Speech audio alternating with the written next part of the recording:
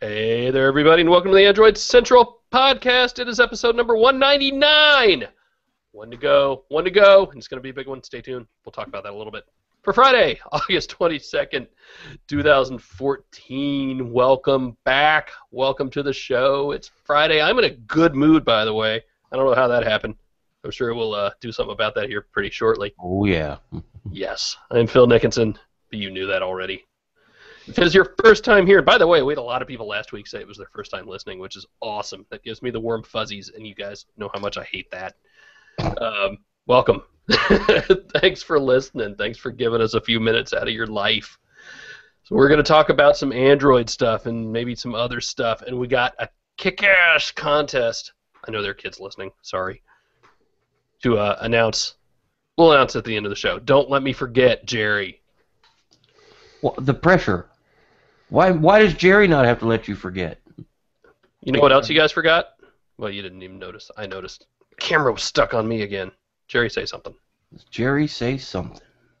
That's Jerry Hildenbrand, everybody. Hi. Alex Doby. I say something. Alex. Hey, everyone. How you doing? We brought Richard Devine back yet again. I apologize. I'm not as interesting as Andrew, but, you know, I'll try. Can we announce publicly that you're having a kid? That's like public knowledge, right? Yeah, Okay. yeah. I'm having a kid, and well, I'm not personally. I kind of look like I might be, but I'm not personally. But yeah. I was gonna say, once you have that kid, you're gonna look like more like me, I think. Only maybe not quite this good. So we'll have to bring you back on and like see how shut your eyelids are. We don't have the weather over here either, so I don't have that. You know, I won't have that glow, the Florida glow. That's true. How do you like the beard, by the way? I think I'm bringing it back. I think my wife wanted me to bring it back. Nobody? Really? Oh, I'm trying to think of what to say. Actually, I was just going to use that as an excuse to tell everybody to go weigh in, tell my wife if you think I should bring the beard back. She's at Snickinson, S. Nickinson on Twitter. Go bug her. I'll be right back. Well, I mean, you're going to bug her anyway. But absolutely, everybody go tell my wife if you think that's a good idea or not. So anyway, enough about the beard. Should we talk some Android? That's why we're here. Well, should we talk some Android and some Windows Phone, maybe? Ah! Good Lord. How about this? Honestly, I don't know how I feel about this. If you haven't seen yet, we now have an HTC One M8 Windows Phone Edition 8.1. Actually, they didn't screw the name up, which kind of surprised me. I mean, it's pretty much just the HTC One, isn't it? The HTC One M8. In the naming convention, they say, okay, now it runs Windows Phone. And all the ways they could have butchered that name, they dodged pretty much every pitfall, I think. Again, because Microsoft's not known for naming things in a rational manner at all. I mean, take the 8X last time around. The official name for that, I'm pretty sure, was the Windows Phone 8X by HTC, which, you know, it's kind of almost backwards. But yeah, this is just the HTC One M8. Now it runs Windows Phone. Same hardware, different software. Exact same hardware. Nothing has changed. And by the way, I pointed this out once or twice, I think, on Google+. If you go back and look at some of the leaks that came out, total canary traps. Yeah. I was just cracking up. Like speaker grills that were just way too low and not in the right place. It's like really obvious stuff. And then you see the official renders come out, and it's like, all right, it's an M8 with, you know, Windows Phone. Everything is where it should be. So, you know, leaks. What are you gonna do? Anyway, yeah, I'm trying to decide if I don't like this, if I want to go like total fanboy and just be like, screw you, Windows Phone. You have no right to be on. You can't be on our phone. I mean, I think a lot of people's first reactions was, how much did Microsoft pay to get Windows Phone on the M8? Yeah. Good question. Because, I mean, there was all this talk last year about maybe dual booting options being banded around. That never would have been a good choice for consumers. I mean, I've said before, I think this is maybe sort of a tacit admission that it's, for someone like HTC, it's perhaps not worth just designing a phone from the ground up for Windows Phone, but you know, a close sort of second option to that is, why not take the best phone you have and, you know, do a really good job of putting this other OS over, and also port a lot of the M8's features over. So you've got Blink Feed, you've got all the camera stuff, motion launch. So it's pretty much, you're not really sacrificing anything on the HTC software side, although obviously you don't get Sense or any of the software design that's gone into that. But it's still, this isn't some sort of half-hearted effort to bring Windows to this hardware. It's they've brought their own sort of unique feel across to it as well. I think it's great. We can sit here and like Phil said, we can nerd out and say, well, they shouldn't have that's an Android phone, it shouldn't have Windows. But I think it's great. There are people who are going to want to use Windows Phone, and the M8 is a great freaking phone. I'm glad they have access to it now. I mean, I am not a Nokia fan. I no real particular reason, but I don't like the way their hardware feels. The M8 would be a great phone for somebody to buy, whether it runs Windows or Android. Yeah, I think it's a great move for HTC. Especially if you saw that, I know I made fun of that open signal fragmentation report thing yesterday, and for the right reasons. But the parts in there that really interest me are just the sheer number of devices that are out there in different devices, but also who makes what. And obviously Samsung's the big kid. I think they were 43%. But it really shows you quite nicely, assuming the numbers are anywhere near in the right ballpark, just how much smaller HTC is than everybody else. For as good as the phones are, for as cool as the company is, they're just, they don't sell anywhere near as many phones. LG was significantly bigger. There's somebody else on there who was also a lot bigger, and I forget who. And that one actually kind of surprised me. But I tend to forget how small of a global company, at least in terms of sales, HTC tends to be. So for them, this makes total sense, right?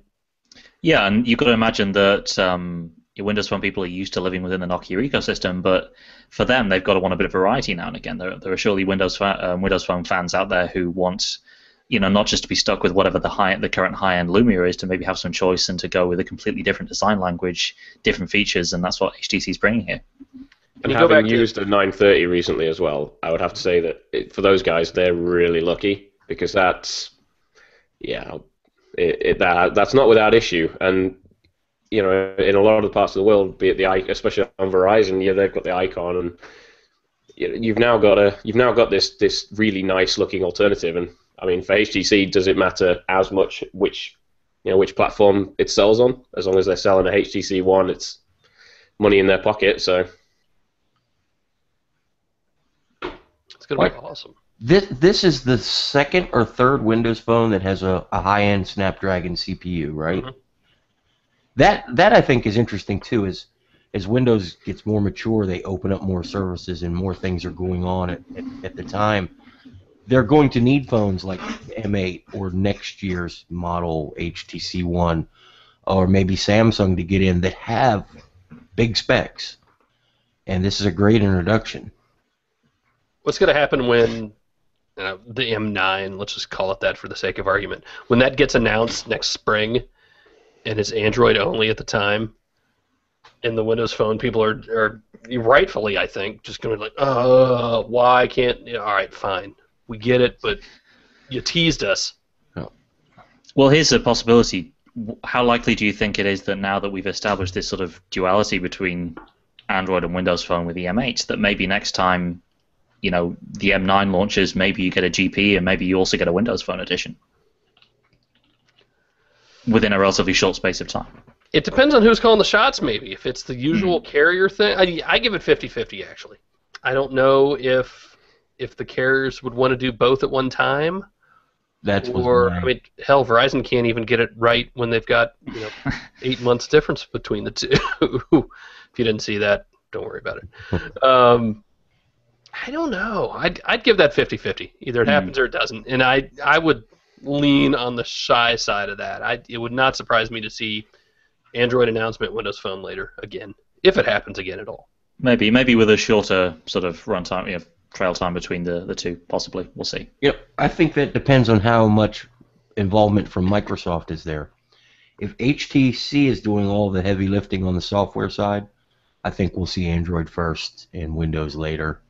But if Microsoft jumps in there, I can easily see both at the same time. One event, HTC extravaganza thing. the carriers, I think Phil was right. They're not going to like that. That's, that adds a layer of confusion. Even though we call it choice, it adds a layer of confusion when somebody comes into the store. But I would like to see it. Are we all in agreement that dual boot is just a bad idea and that only a very small number of nerds want or need that? Yeah. Dual boot has never ever produced a good user experience on anything ever for a normal consumer. Pretty much. The history of boots that are dual. Yes. If they ever want to go there in any type of official fashion, it's got to be like a special developers edition that's just not consumer focused. I mean, if will mess your stuff up. People have tried to make it work on the tablet side before, and either one or two or both of Google or Microsoft have ended up shooting it down in the end. You've got to get these two competing ecosystems, these two competing companies to play nicely on the same device, and that's just, aside from whether it's just a good idea from a consumer perspective, that's a struggle that you're also going to have. We've seen, HTC's done it before. They had one of the first, it was Windows Mobile, and was it running XP or 95? The Advantage. Nobody? See, I have no idea what you're talking about. Oh, you're all too young. Or too smart. Or too smart. Fine. Old school guys out there know what I'm talking about. But yeah, dual boot, just not a good idea. What else about that? I don't know, does it entice you guys to get one and use Windows Phone at all? Yes, it Yeah? does, actually. I would like you or Dan to send me one. I don't like it enough to go out and spend $800 Jerry dollars.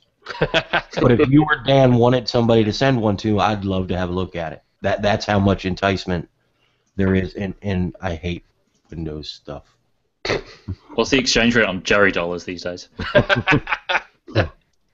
I still like Windows Phone a lot, actually. I mean, it's not for me, but I think they're doing a really good job with it. Yeah, I think from sort of a roaming and hacking and developer sort of perspective, it's going to be interesting to see just when developers get these things cracked open, how easy it is to port between the two, because the Android M8 is pretty much cracked wide open at this point. You can do more or less anything with it, and it, as it's been shown with converting it to a GPE or whatever, it's relatively easy to do a lot of different things with it, and it wouldn't surprise me if certainly the Android to Windows conversion was relatively easy. The other way around, maybe not so much because Microsoft keeps things locked down, but that's going to be really interesting when people start getting stuck into the code. Is this going to be the new HD2? I If hope. you don't know what I'm talking about, go look it up, because this was like the original giant phone running Windows Mobile back in the day, and we're like, oh my god, it's huge. It was like, I think it was 4.2. 4.3, yeah. 4.3. It was huge. It was giant for the day, and it never really, I think Sprint might have gotten it. Or maybe it didn't. I'm trying to remember how it sold in the States. I mean, not well. But this phone, you can still hack new stuff onto it today. It's pretty awesome. And that you can do that is just insane. So I don't know, maybe the M8 will become that. A very small part of me wanted them to sort of resurrect that name to maybe through the HTC One HD3 or something like that. Maybe, except for, that's a name nobody knows except for nerds. No, and not HTC serious. has enough problems with names. It doesn't need to confuse. God, I just did a quick look at the HTC One Remix this week, which is it's the Mini 2, it's the HTC One Mini 2, only on Verizon, so it's the HTC One Remix. And that's when Verizon ran a commercial trying to show the Android and Windows Phone versions, only it used the Mini 2 for Android instead. Whoops. I almost think Remix is a better name than HTC One Mini 2. That's just a little too clumsy for me. Easier Remix, to say, yeah. Yeah. At least it's just a word, not two numbers either side of something. So we're in agreement that Verizon did a good thing by naming it the Remix. Well, they did one good thing. One good thing ever in the entire history of humankind. Don't make me go that far. All right, well maybe we'll get one to play with it. We'll see. I haven't spent any AT&T money in a while. Spend any money on AT&T. God, I'm gonna get emailed. AT&T is paying you. I haven't paid that's still coming out wrong. The last phones I bought were on Verizon, so it's weird. I haven't bought anything from AT&T in a little while. That's what I'm saying. Phil at AndroidCentral.com. Oh. what was it? Somebody was like, Facebook's paying you to write all this stuff about Facebook Messenger. I'm like, no, they're not. I don't like Facebook that much. I just use want to it know stalk people I went to high school with and make fun of them. Then they're probably doing the same thing to me. who's paying these people to comment about people. I know. People paying you. That's what I want to know. Because those people were obviously paid by Twitter. So. So I mean that's been kind of a story this week as well. All this annoying stuff suddenly starting to show up in Twitter feeds. I mean, yeah. How much has that been affecting you guys? Because it does kind of depend on how you use Twitter, which clients you use. It only affects you affects you most obviously if you use the official client, but you can kind of dodge stuff. But if you still have this situation where third-party apps are kind of in a lousy spot where they run out of tokens, and the whole thing is just making it even more difficult to have an enjoyable Twitter experience. Here's what I've decided. We went from this initial Twitter thing, which is all about talking to each other and interacting with people you might not otherwise do, and now Twitter is all about propagating Twitter and perpetuating Twitter. But then that person that I might not talk to is suddenly BuzzFeed. Right. No, and Twitter is all about building itself even further, and they've done a remarkable job when I stop and think about it. Even though I disagree with a lot of what they did, the reasons why they did it have just been genius. I mean, you can't turn on a TV newscast. I don't know how it is in the UK, but here you can't watch any newscast, local or especially national, without them using Twitter as a tool. Pretty much. And it was when Robin Williams died. Right. They were just bringing out random British celebrities who had tweeted about Robin Williams. Well, you know what? So did I, but I don't get on the news for it. So it makes me sad, as the journalist, in that it's just lazy. It's easy because, all right, well, instead of, it used to be you'd go out on the street and you'd just find random people in your town to comment on stuff, and now it's just random famous people that might or might not have anything to say, but it's even easier to do because all you have to do is copy and paste the embed code, and there you have your quote. So, but I get why they do it, and from Twitter's perspective, it's genius, and they've done a lot of really, really important and good behind-the-scenes stuff to make that happen, and to make it this unofficial communications tool, if not official, I guess, for just so many industries. It's insane. I mean, it's just so smart that they did that. I hate it. I'm not a fan of it. I hate the week-old notifications that keep coming through as well. That was strange. Yeah, I had to turn. I think I turned just about every notification off, just because it gets noisy.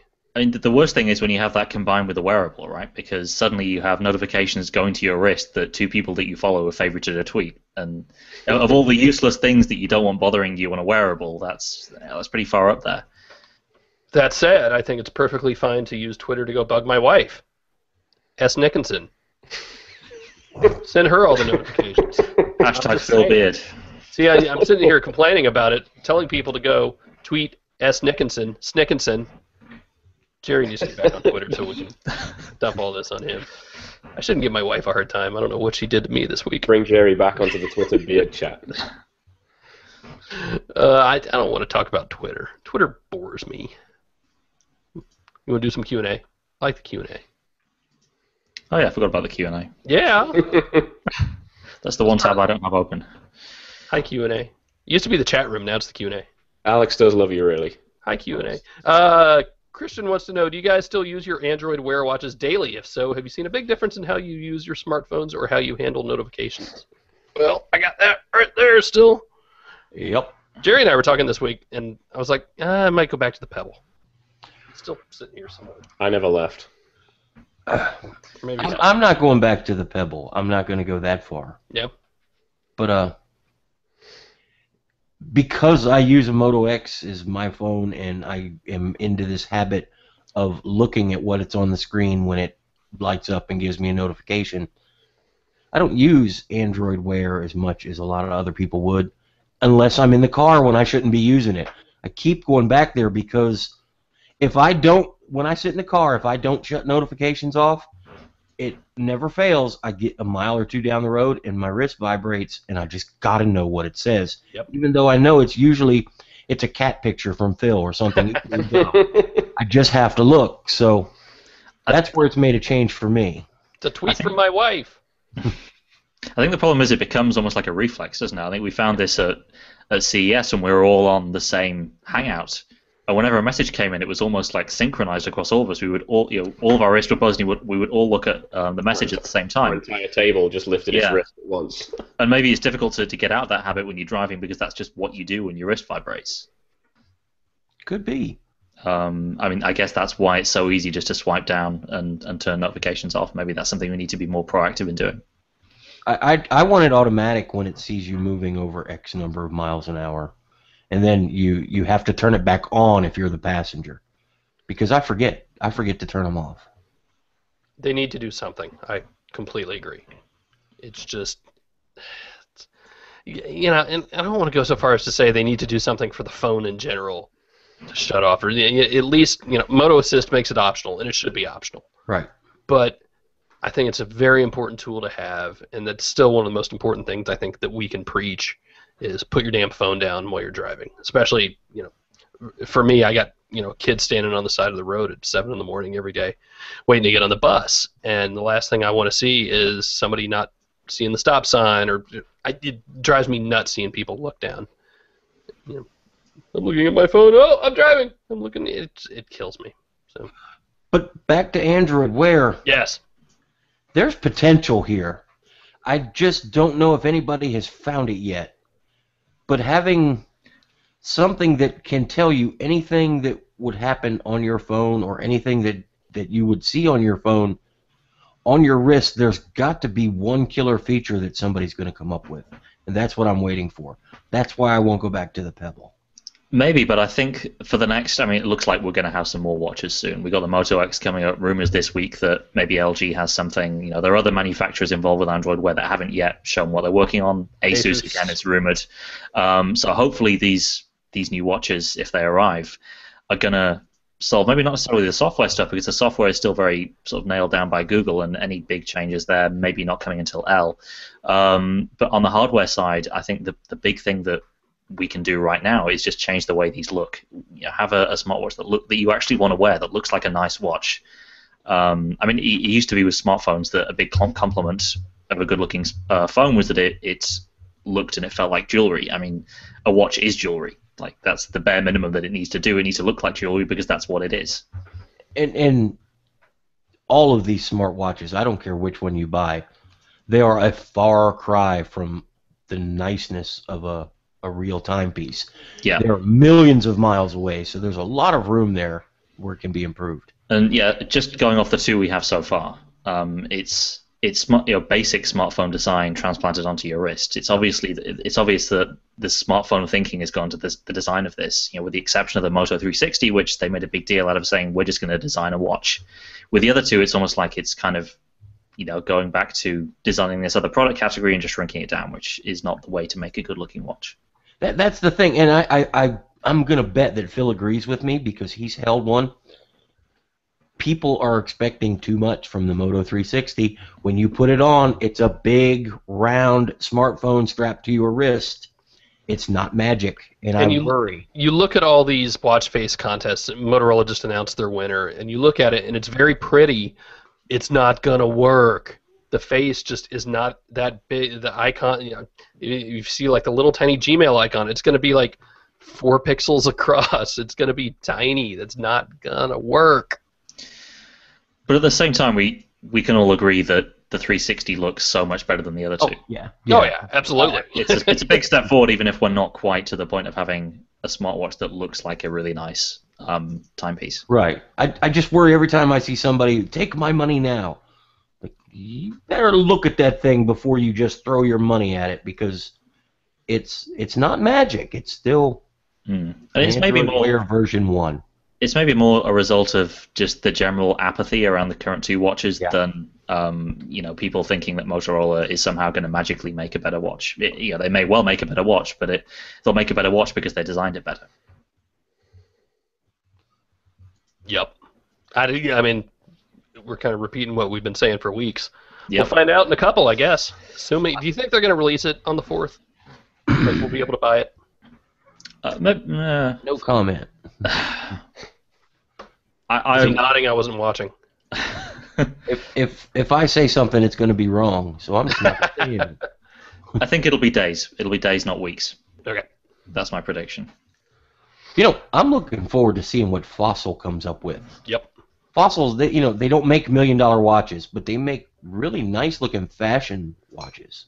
And a lot of people buy them, and I can picture them worrying about how it looks first, and then functionality. And that's kind of what we're waiting for, isn't it? It's a watchmaker to push it on a little bit further, rather than a smartphone maker making something for something they think that you want to use. It's going to be interesting to see people make, sort of bridge that divide from the other side, going from watches to smartwatches rather than smartphone to smartwatch. And Scott brings up a good point in the Q&A that I think we need to reiterate between, every chance we can between now and the September 4th event.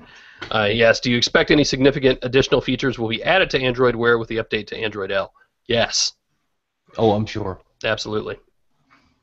And Google pretty much said as much, too, at I.O. They're like, look, here it is. It's awesome. There's going to be a lot more coming with L. You know what I think, though?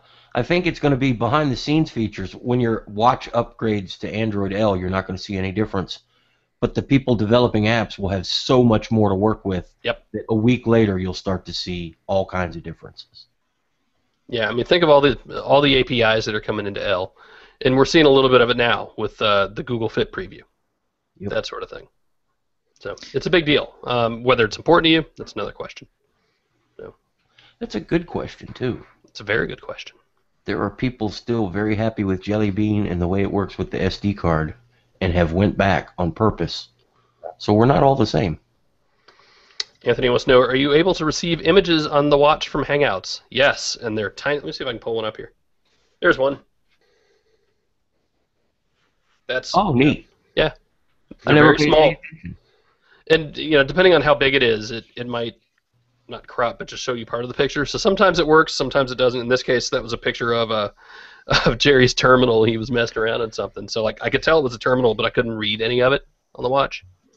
So yeah, you see pictures. I'm just flipping through here, see if there's any more Android Wear stuff.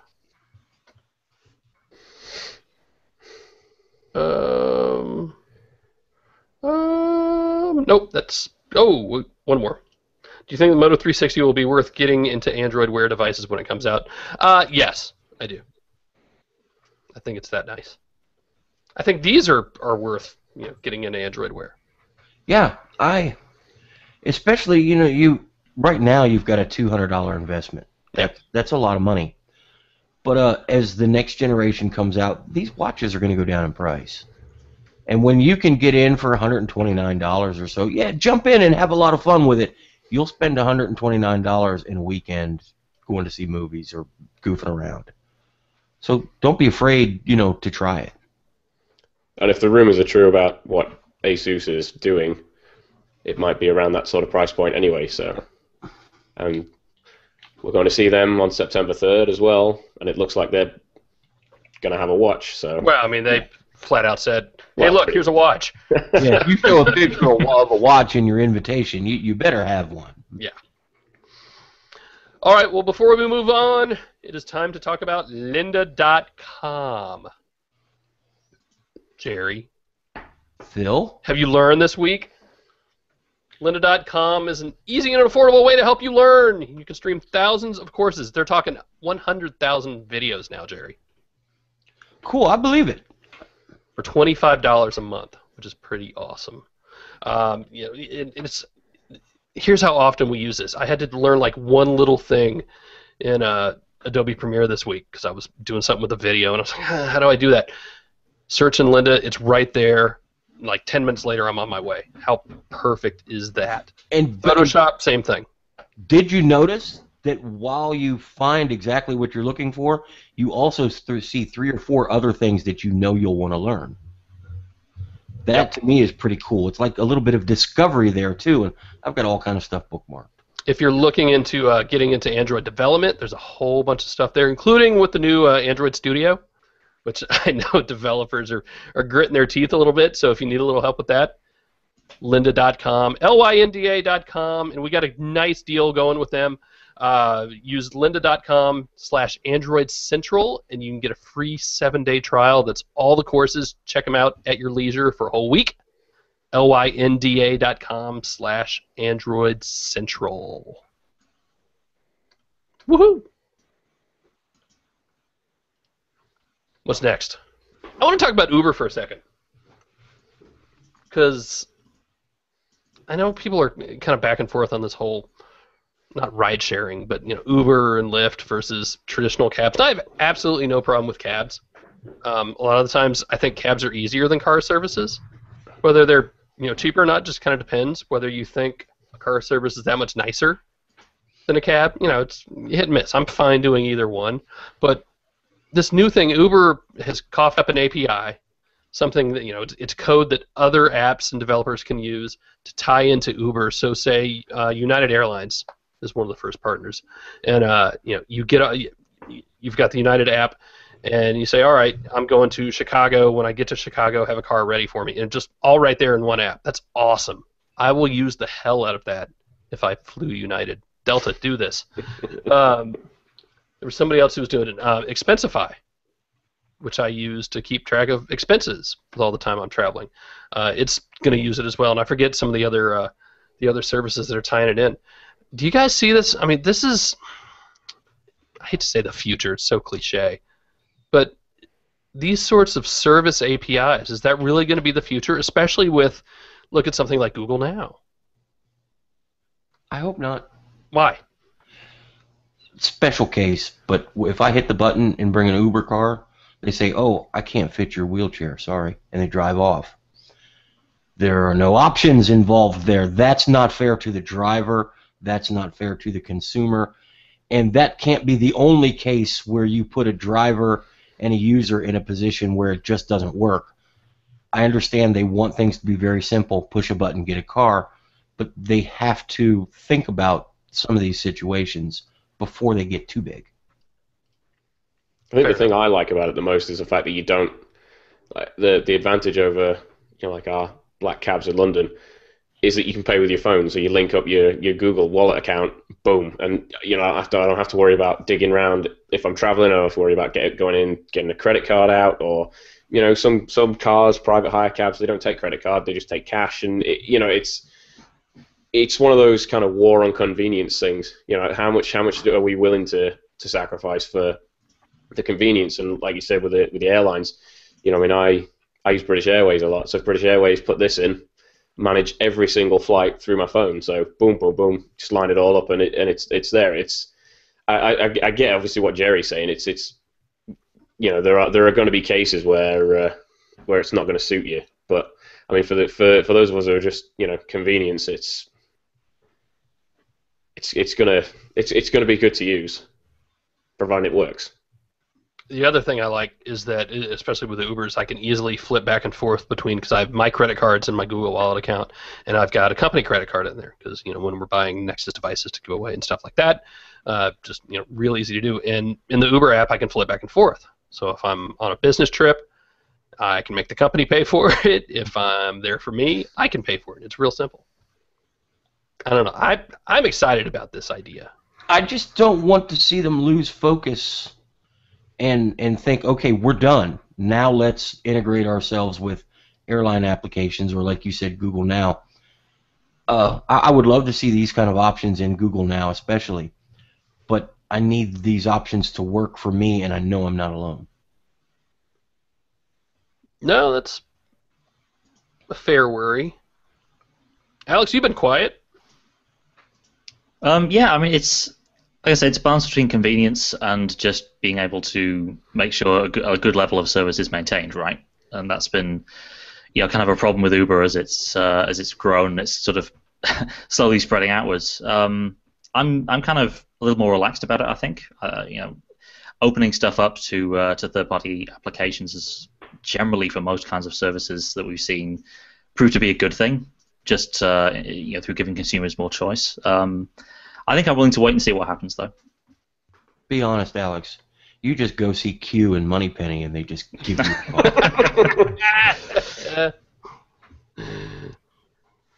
Fine. I'll neither confirm nor deny. If you look outside, Alex doesn't have a car, but that doesn't mean it isn't there.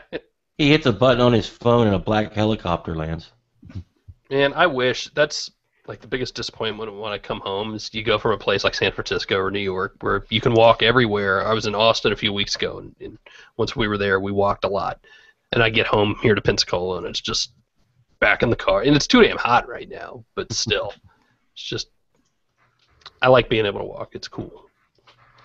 I don't want to talk about that fragmentation report anymore. Well, let's talk about it, Jerry, because actually Russell Hawley wrote something which we need to put up probably as soon as we're done here, so look for that, late Friday or later this weekend if you're listening to this later. Is fragmentation still a thing, Jerry? Or whenever I hear somebody use the word fragmentation, it almost immediately shows me the direction they're trying to take and what they're trying to say. I think you're right that right now fragmentation is a big buzzword. That doesn't mean it's not a real thing. A lot of people like to focus on the different numbers of devices and operating system versions, and Google's done a lot to try to sort that out. I remember not too awful long ago, if you were to write an app that needed to touch the clock, you had to add about 5,000 extra lines because every OEM monkeyed with it.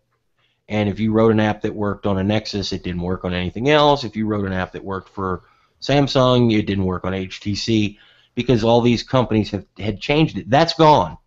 Now things are a lot more unified, so that kind of fragmentation is pushing forward. But there are 17,000 Android devices this year. Good. That means I got 17,000 to pick from. 93% of all of them will all run the same apps. I'm okay with that. And the one big thing that I think, again, Russell Hawley pointed out that isn't addressed in this this report is Google Play services. Google's aware of, let's just call it fragmentation for want of a better word. Google's aware of this, and Google Play services is the way of dealing with it from a security perspective, like we've seen from some of these malware scares recently, and from a functionality perspective through bringing APIs in that work across the vast majority of devices running Froyo and above. So I think to just look at the raw data and not really to provide the context of the way Android apps work is maybe a bit misguided. That's my main problem with it, I think.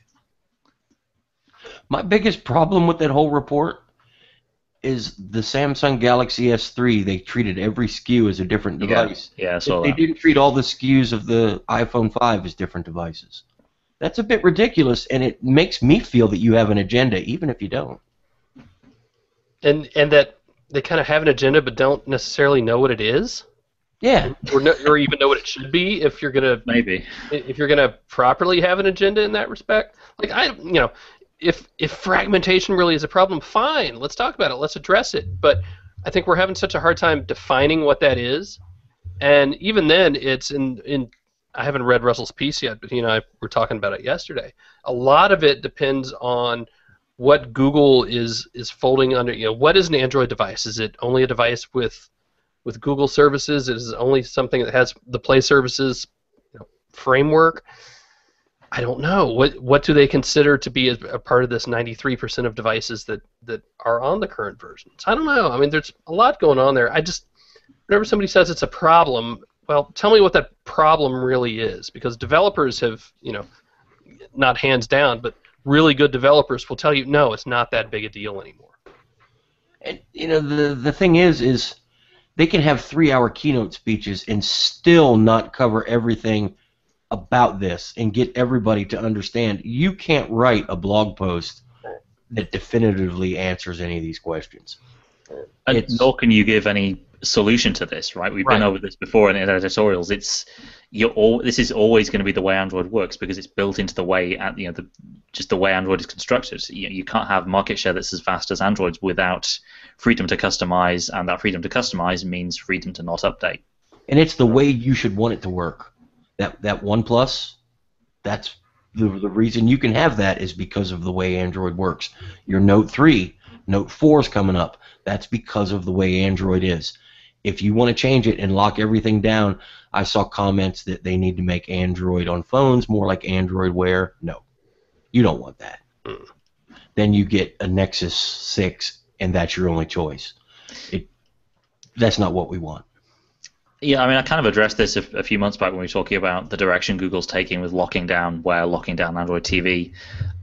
If this does happen on phones, it'll be akin, something kind of like this Android Silver thing that's been talked about, though that's not been talked about too much lately. It'll be a separate line of phones that that Google won't just enforce this across the board, because if they did, the market share would just collapse.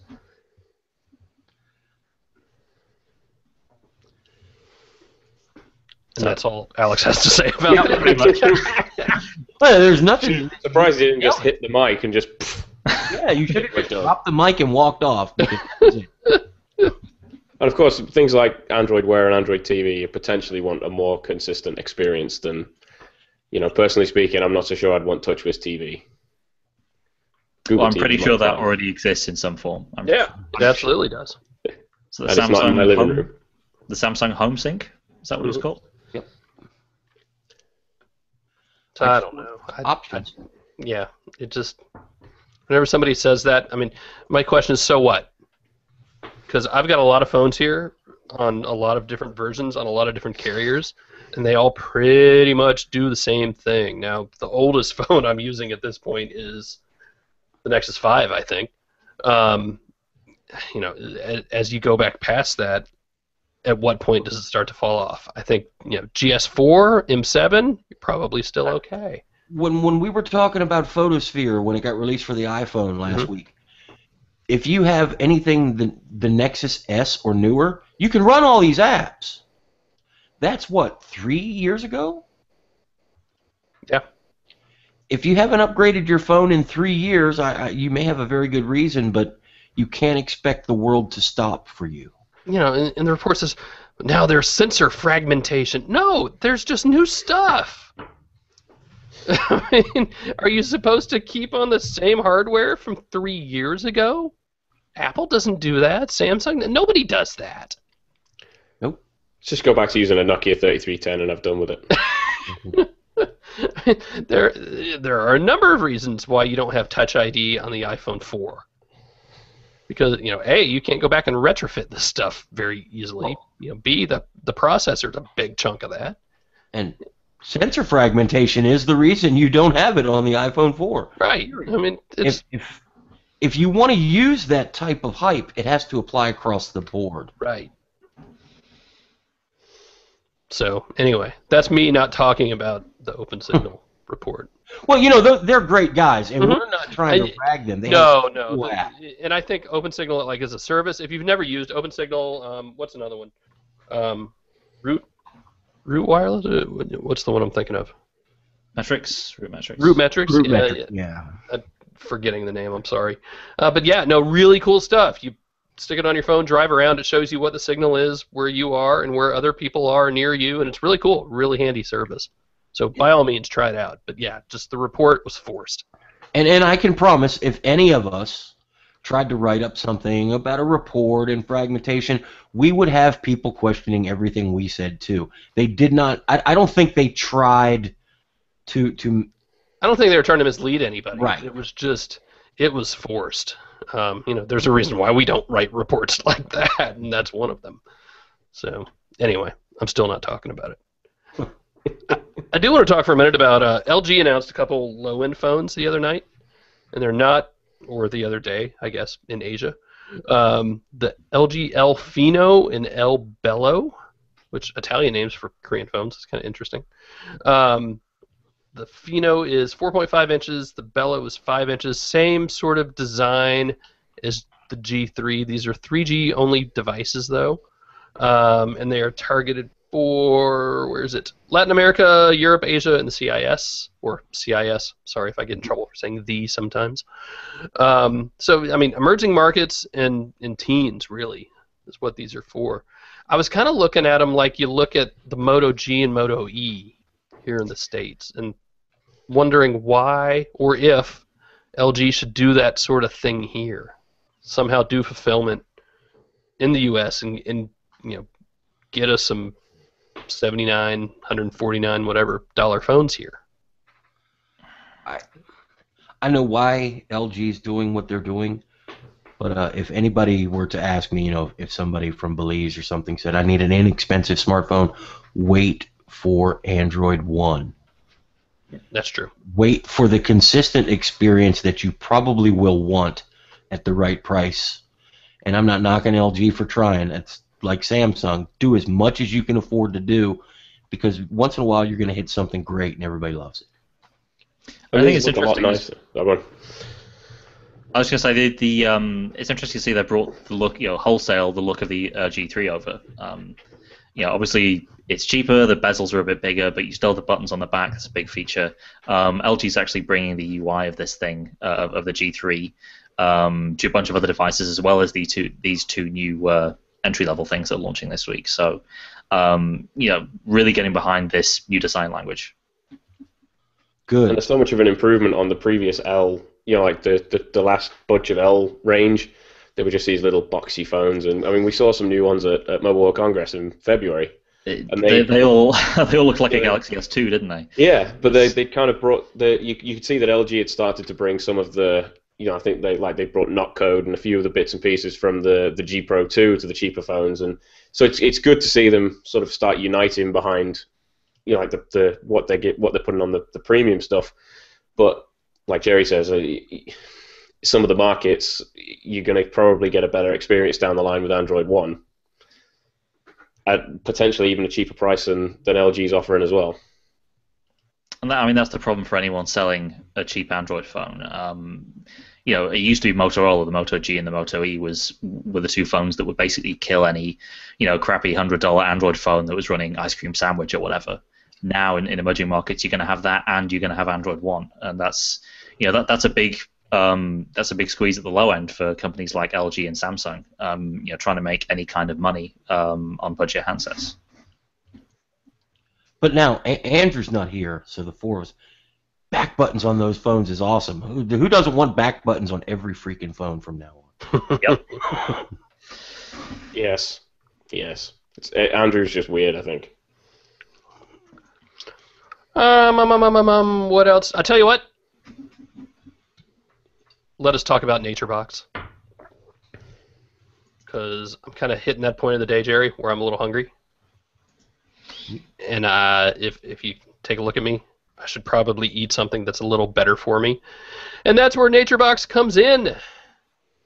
It's delicious. I actually just had some right before the podcast. In fact, I didn't even notice the box is sitting behind me. Sorry about that accidental placement. But yeah, really, really good, delicious tasting snacks. They are good for you. They are smarter snacks. No high fructose corn syrup. No artificial flavors or colors. No hydrogenated oils. Jerry, I know how you feel about hydrogenated oils. Hate them. They're smarter snacks. Here's the way it works. You go to naturebox.com/AC. You say, send me a box, and they will give you 50% off your first month. You pick out 5 snacks, and they kick them your way. You can get them at 3 different sizes. Beyond that, 3 different price points. And you get to pick what's in there, and it's actually really, really good. I'm going to go eat some more after we're done here. Make sure you get dried figs. Yes. I had some pistachio stuff that was really good, too. So naturebox.com/AC. 50% off your first month. So very affordable. It tastes so good, and it's good for you. Dare I say it. Healthy snacks that taste good. Good tasting snacks that are good for you. naturebox.com/AC, 50% off your first month. Go do it. And now, anything else for Motorola? I want back buttons on the next Moto X. I saw EV Leaks put out one final leak or something. Yeah, I mean, look, we know the phone's probably coming here in a couple of weeks. It looks like a slightly bigger phone. I assume it's going to be more powerful. I think we talked about it last week. I just want a better camera. Don't screw it up, Motorola. Don't screw it up. I mean, the camera on this is, if the leak is any indication, looks pretty big, which, you know, is you can't. What is that? No, hang on. What does that mean? It looks like a porthole. It looks like big, therefore. Yeah, it looks well. It looks like it looks. You know, they haven't just crammed the same small sensor in. Generally, if you look at phones that are, you know, put a lot of emphasis behind the camera module is larger because the sensor's larger. So if you have a larger camera module, then chances are you're putting more effort into the camera. All right, well, see, if it's not good, you know what's going to happen now. We're gonna give Alex so much crap for the rest of the year. Well, but Alex, you said it was bigger. Well, look, it's a bigger camera module, right? The sensor's bigger, the lens is bigger. Don't Yeah. say it any better. There's a reason why you don't have a DSLR style lens on your phone because of size constraints, right? Aside from the cost of the thing. And that big porthole on the back is going to let in a lot more light and should improve things in lower light conditions. Thank you, That Jerry. we can say. We can definitely say that. Fine. And on the back of a wood one, it really does look like a porthole. It does, doesn't it? It looks I like still a ship. reserve the right to give Alex a hard time, though. So what if that Motorola logo, Jerry, is a back button? Yes. I'll sign up for Verizon to get one if it's a back button. The other thing which is kind of interesting is if you look very, very closely, you can kind of see notches around the trim, which looks kind of metallic. We've seen pictures of it before that's supposedly leaked out, where it looks kind of like what you would have on an iPhone or an M8, where it's kind of segmented out. So it's going to be interesting to see that as well, if it is this sort of Galaxy Alpha style metal frame. Again, looking very different, but the part that your hand's in contact with being metal and not plastic. I just want QI charging as a Moto Maker option. Yeah, Period. definitely. I understand you don't want to build 14 different color backs with QI enabled and all this other stuff. So just make us Just make us a Qi charger back that's black for the same price, and you watch us all rush to buy it. See, my problem with that is, my fear is that AT&T is just going to kill that for everyone, because AT&T is the thing that the GSM version is based on, and if they're not doing it for AT&T because AT&T is in bed with PowerMat, then maybe they're not going to do it for anyone else. You ruin everything. He's not wrong. AT&T ruins everything, is what he's trying to say. Yeah. You're not wrong, and now all my dreams of Qi charging have disappeared. Because you're right. It's not going to be there. Well, we'll see. On the other hand, they're using Qi for the watch, so. What are the little dots, do you think, down on the bottom? You can really see it in the white one in that picture. I mean, it almost looks like what we have here on the Fire Phone. Which I don't know what them are for. Disco lights. Disco lights. Is it going to have a weird 3D UI? And no, I don't see Motorola doing anything like that. Maybe. Another canary trap? I and this is 100% speculation, but I really trust who told me this. Motorola made all those Tango devices. Those Tango devices have weird little sensors in the front corners. And, this person is sure that those are awareness sensors that can perform different functions. So, remind us what those do in the Tango device, because they kind of do the 3D thing like the Fire Phone does, except they don't necessarily display it in the UI. They can enable 3D based on where your head is. They also do things like barometric pressure or elevation, and they help map what level you're on inside a building. They have multiple functions. They look kind of funny. I'll go ahead and say it. They look funny on the white one. I mean, I've never been a fan of the way the white Moto X looks anyway, but this just looks. I mean, yeah, nothing to say these renders are final, but it looks. There's a lot on there that looks kind of like it doesn't belong. Whereas on the black one, because the surface is just black, maybe you can ignore them a little more easily. I don't know. We'll see. I know if we can believe the leaked specs, it's got Snapdragon 801 in it. I just hope Motorola has done something with that extra core that's there.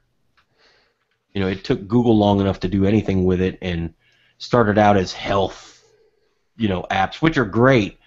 Can be a pedometer, low power health interface. But I want Motorola to do something amazing like they did on the original Moto X and say, you've got that extra piece of that processor sitting around. Here's the cool stuff we did with it. And I'm sure they will. That was the big seller for the original Moto X, the extra sensors on the inside. Maybe with the X Plus 1, the X2, whatever, it's going to be about these sensors on the outside and how they can make things a little different. I hope.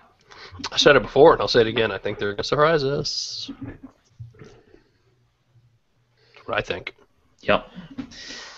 Not right now. Last thing I had on the script, and I want to do some more Q&A before we go, but the last thing I had was that coin, like credit card thing that you're basically supposed to be able to hook all your existing credit cards into it, and then select it on the card and hand it to somebody, and it just works or whatever.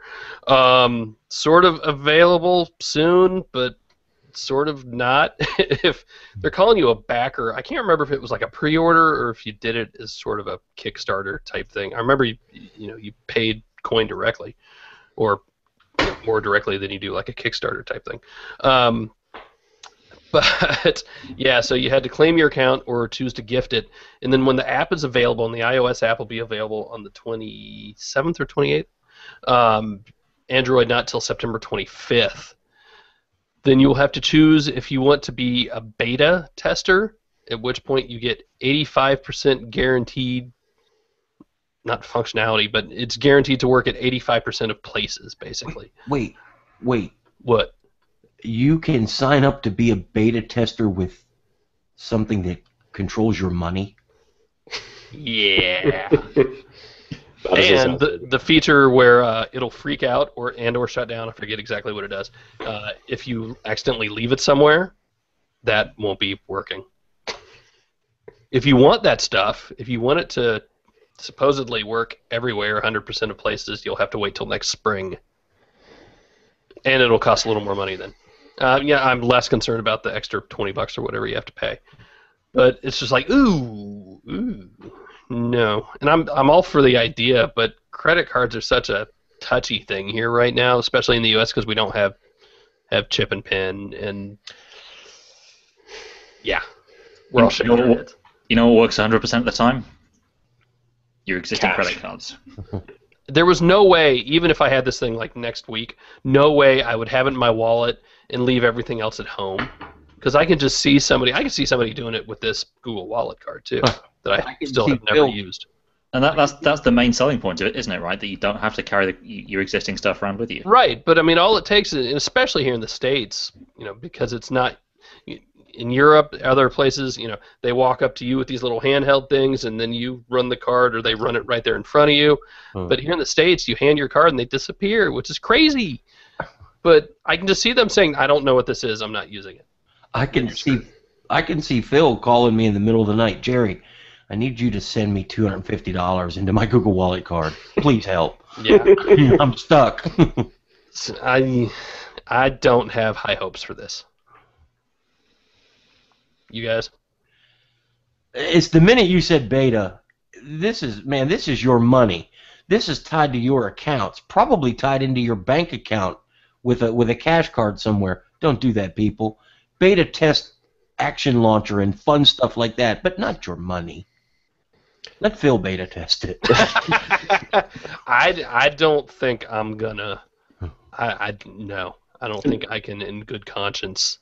And you're probably right with the people not wanting to accept it, because I mean, we won't get it here, I wouldn't have thought, but we have chip and pin for a start. Yeah, it probably wouldn't even work. But you're handing this thing that looks like a hotel room key more than it looks like a credit card. So until it's it doesn't have a Visa or a MasterCard logo on it. What are they? They're probably within their rights to say we're not taking that because doesn't have a logo that recognizes. We don't know what you're giving us. I love the idea, I really do, but just no. I mean, it could turn out to be one of those things that's ahead of its time, but if it is, then it's still ahead of its time, right? Well, that's what it sounds like. Today. Because, like Phil said, the idea is great. Everything in one spot. But I think you nailed it. Again, that this is ahead of its time. The world isn't ready. Nobody's ready. Nobody's going to take it, and you're going to end up needing your credit cards anyway. That and the beta testing. So there's that. Before we get into the Q&A, I just wanted to say I'm back in the LG G3. I went back to the M8 this week. I just can't do it, guys. I love the M8. I do. With the camera. So those back buttons. I'm back on the G3. I'm sorry. I'm back on the Verizon logo that has an LG G3 strapped to it. All right, back into the Q&A. Starting from the top. Lars wants to know, important question, gin and tonic or vodka Coke? Vodka? Oh man, Whiskey. Yeah. vodka and orange soda stream. Hmm. Oh, good. Jack and Coke, but only when I'm not at home, because it's a long story. Go ask my wife. She's on Twitter. Oh, she'll tell it. She loves telling that story. Don't hashtag that one Phil Beard, though. Thomas says, hey guys, I'm going to the Big Android Barbecue this year for the first time, and potentially only time. Who from Android Central is going, and is it possible to set up an AC Readers meetup? We are still figuring out who's going to go. Unfortunately, I am not available that weekend. I'm going to my wife. You might have heard of her. She's on Twitter. Going to her college reunion that weekend. So I don't know. We got to figure that out. It's really awesome, though. If you haven't seen it, go check it out. It's in Dallas. It's the weekend of October 17th, 18th, 19th. I can't remember. It's 2 days or 3. We've got a big old picture in our sidebar on the site. Sit around, eat great food, drink beer with a bunch of people that love Android. Hell yeah. No, I haven't been able to go in a couple years now, but the one I went to was great. So, BigAndroidBarbecue.com. Go check it out. Ryan wants to know, when will people get over Verizon putting their logo on phones they sell? Half the comments in the X+1 thread were about the Verizon logo. Well, don't read comments. I have a better question. When will Verizon get over putting their logo in a special place on a phone different from everybody else? I tell you, I mean, we were talking about it before the podcast. A lot of times I'm standing like right here taking pictures of phones, right? I'm to the point where I almost just want to Photoshop out the Verizon logo because it's just, I feel like it's free advertising for them. Can you not just? That's why it's there. Yeah, they did it for me. Can you not just kind of? Is it one of those ones you can scrape off with a coin or something? No, we were just looking at that, and Jerry thinks it's probably under the glass. I can't feel anything as I'm rubbing my fingernail on it. They're wise to you. They're wise to it. I'll just put a piece of tape over it. Nobody will notice. Oh, don't even get me started. V. Ellis Wade asks, any chance that the headset being teased with the Moto X+1 in a few weeks will solve that watch distraction issue you guys spoke of? Maybe. And we kind of talked about that a little bit last week, that it could maybe be the kind of stuff that might otherwise be piped to your watch could maybe be done audibly through your ear. Yeah, I do question if another device is going to solve my distraction problem. Why does Android Wear have to be a watch? Why can't it be an earpiece? It doesn't have to be a watch. Yep. Nope. Chow. CHAU asks, have you seen Guardians of the Galaxy? Anyone seen it? I haven't seen it. Nope. I don't know. What's it rated? Is it up there for an 8-year-old? Can an 8-year-old It's rated, Jerry, get back home and work. Love Phil. Fine. I don't think it's a kids movie. Yeah. Not your age kids. Okay. I think it's for a little bit older kids. Now back to Barbie it is then. Thanks. A couple Nexus questions. Jamal wants to know, what do you guys think will become the Nexus 7 or 8? Is it official that HTC will be making it? No, nothing is official.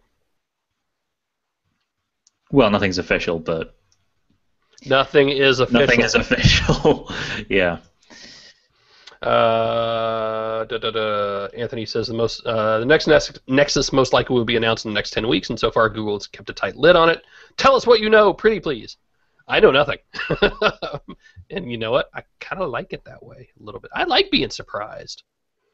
I know we're all supposed to be, leak happy and whatever, but I like being surprised. I like not walking into an event and knowing practically everything about the thing they're about to announce. Getting to see it a day or two or a week or two ahead of time is one thing, but I don't like it. I don't like being tainted. It takes kind of a little bit of the fun out of it for me.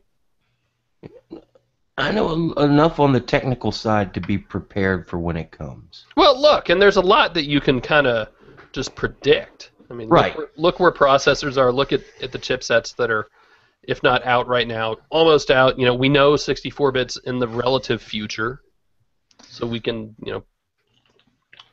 think about that. But in the meantime, we've got tons of new phones coming out. My thing has always been, here's my thing on leaks. I saw other people asking in the Q&A. My thing is, yeah, you can always talk about what's coming next or what might happen and rumors and stuff like that. But why is everybody so dismissive about what's out there? I think I wrote about this last week, the week before, in my column on Sunday. It's, we're here to help people, and ignoring all the devices that are out there just makes no sense to me. Ignoring the things that people are buying and using because it's old, it's all of 6 months old. That doesn't make sense to me as a publisher. It doesn't make sense to me as somebody who wants to help people. That's my thing.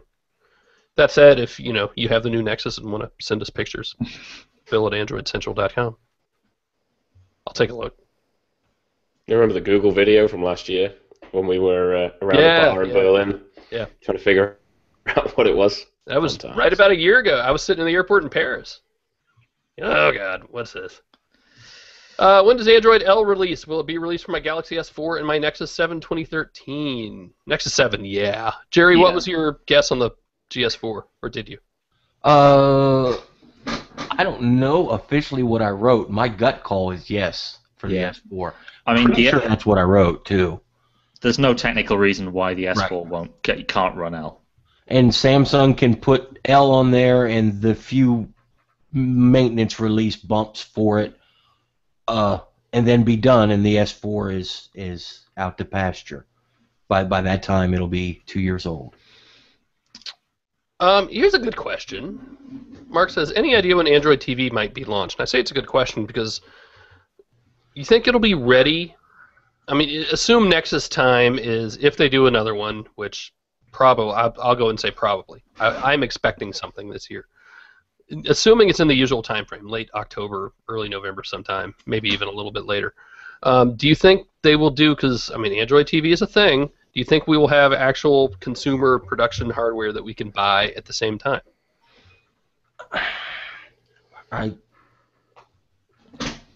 We're not going to see Android TV until after we've seen any potential Nexus tablet, and I'll leave it at that. It cannot happen. Okay.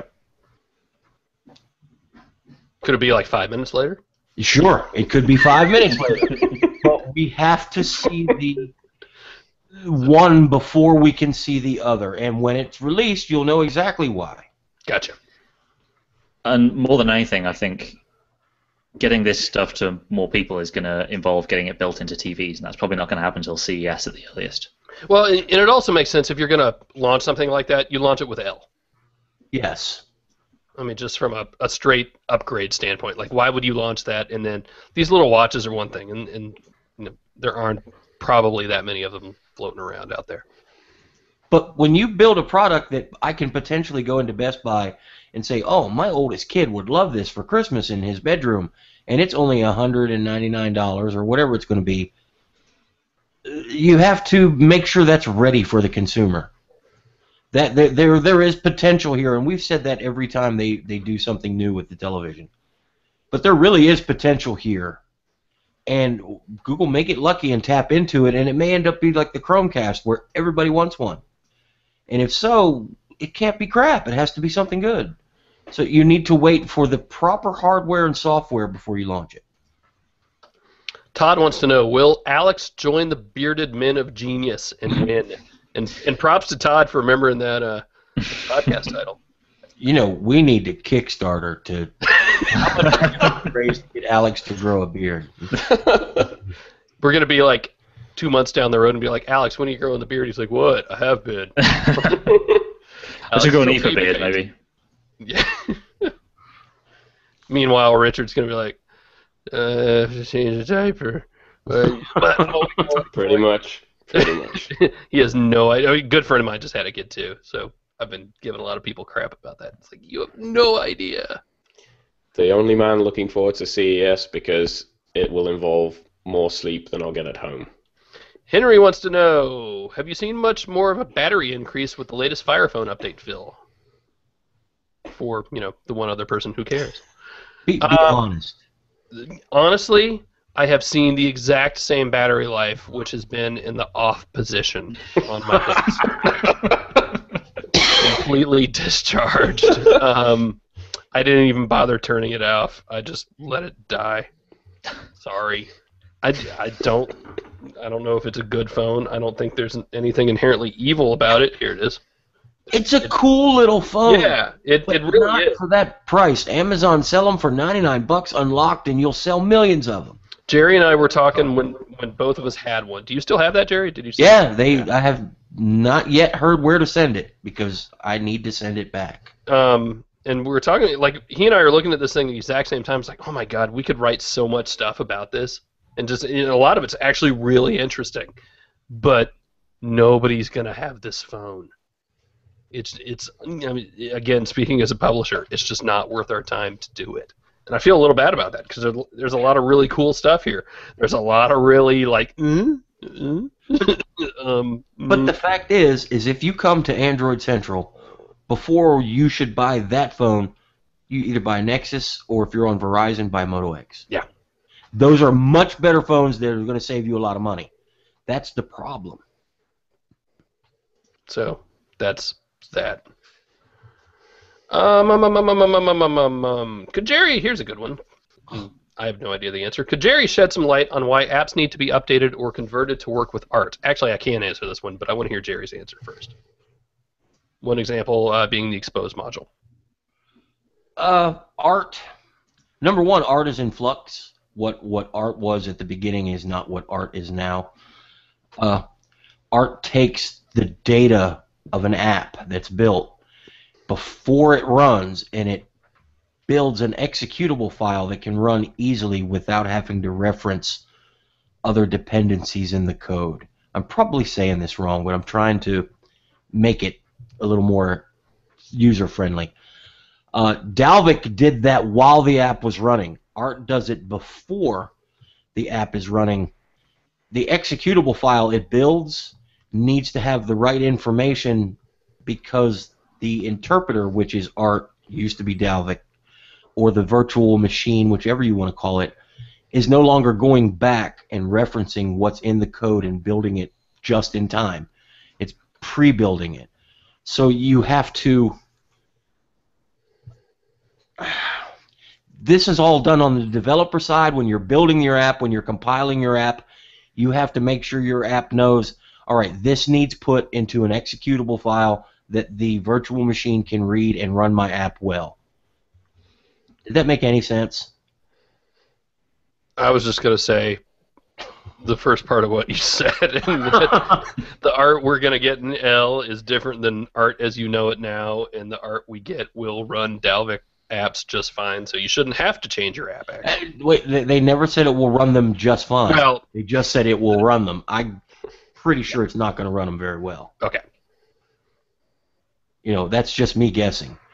But they do it differently. The way the app is run at a low level is a little bit different between Art and Dalvik, so you need to optimize your app. That's why a lot of apps crash on Art, because the information that is needed is just not there. There you go. That the developer talk from I/O on Art was actually really interesting. Yes, it was. Made me watch it, and a lot of it's still over my head, but it's still, watch it for the parts you do understand. Everybody, watch all of those dev sessions if you can. They're done so well. Again, I'm not quite the target audience for that, but you learn so much. Just watch any of them. I'm flipping through here. Jason says Android Studio is getting better and better. New Android file navigation is awesome. So all you devs who are cursing it, stop it, I guess. There's so much I love about it, but there's so much I hate about it.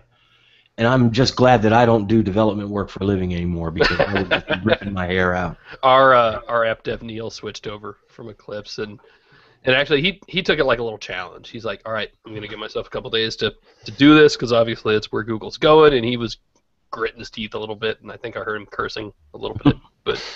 But he did it. I think he's happy about it, because he's finding a lot of stuff he likes there. So, Carl wants to know, do you think L will be another licensing deal when it's named? Yes, that's a good question. I don't. Go ahead, Alex. No one seems to really. I mean, there are a couple doing the rounds that have sort of been used codename wise, but there's nothing as prominent as Keyline Pi was back in the pre-release Android K days, I guess you call it now. You got to imagine that with the secrecy around it, they've got to have something planned, or at least something that they're exploring. I can't help but go back and think we expect L sometime this fall, October, November, thereabouts. Just to coincide with prior releases. This time before KitKat, several months ahead of time, nobody would tell us what the name was, but there were plenty of people that work for Google that were having a lot of fun kidding everybody that K does not mean what you think it means, and you all are going to be really wrong and laugh at you. In fact, they got me to believe they were going to do Candy Cane with 2 Ks because they kept telling me KK. Yeah, KK. I think we said in a previous podcast, right around the time before they announced KitKat, that we've been hearing KK for a while around then. The two that were doing the rounds way back, I think, were Lemon Meringue Pie and Lollipop. And I'm not convinced either of those two is necessarily going to be the one. Well, and that flan image is still in the Easter egg, and people, not a week goes by where somebody doesn't send that in. What is it?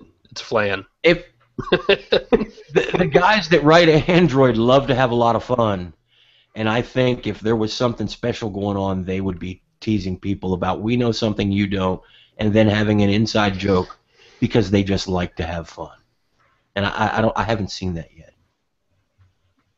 Yeah, it's, at the end of the day, it's just a name. Yep. Just like the number's just a number, and no, it's not going to be 5. I still see people discovering that too. How sad is it that I've sat down and tried to figure out if there is a secret name for L based on social media postings of people that work in Mountain View? Yeah. That's horribly sad. I need a lot. We've all done it based on... we've all done it based on analytics. We look at that stuff. Yep. All right, should we announce the contest, and then we'll get out of here? Let's do it. So we're going to publish this just as soon as we're done here. I think we just got to put a forum post up. But do you have that there with you, Alex? I do not have the Funk within arm's reach now. Okay. So we've got that HTC One M8 Funk. Is it Funk Design, Funk Studio? Funk Studio Edition. Funk Studio Edition with the cool designs on the back. We're giving it away. We have version edition, whatever, number 1. 1 of 64. 64 made in the world, and ours has the number 1 written on it. So it must have been made first or something. But we're going to give it away, and we're going to do it a cool way. Basically, I want to see people leave their own designs on the back of an M8. And so we'll have a little picture there you can download and design it however you want. And we will pick our 10 favorites through next Wednesday and then put them up for a vote to everybody. And give it away that way, I think. Does that work for you guys? That sounds good. Well. Awesome. And we will announce it live on the podcast next week, which will be our 200th podcast, and actually, if you're paying attention, it will still be on Friday. I am available. Cool. So, regular time next week. And with that, I really did a poor job of sticking a fork in it in a timely manner. But consider this podcast forked. You had to leave time for the Funk edition. It's all about the funk. Stick a funk in it. There's the title. It's time to get the funk out of here. You can get us all on Google Plus and Instagram and Twitter. If you're not following Android Central on Instagram, it's time to do so because we are starting to have more and more fun on there. And we're going to continue to have fun on there, whether or not these guys down below, well, you can't see them right now, but whether or not they like it. Jerry, Alex, Andrew, wherever you are. We're going to be on the road a lot in the next couple of weeks, so I love Instagram. Might be posting some stuff on there. They just hate me. Still won't let you back on, will they? Well, I got a new name now, Android Central. Mm-hmm. Our thanks again to lynda.com and NatureBox, and we are also brought to you by shopandroid.com. Call 888-468-6158 or go to shopandroid.com. If you use offer code AC10 at checkout, you will save 10%. Do that. Do it often. Baby needs a new pair of shoes. That's gambling, I guess. Anyway, Jerry, Alex, Richard, thank you. Everybody listening live, thank you. Everybody listening at home later, you were also awesome. Just not live and awesome. You were whatever. Recorded and awesome. Come join us live, it's fun. That's all I'm saying. Anything else? Are we done? Are we out of here? Think we're good. I think we're done. All right. See y'all next week. See you later. Later on. Toodles.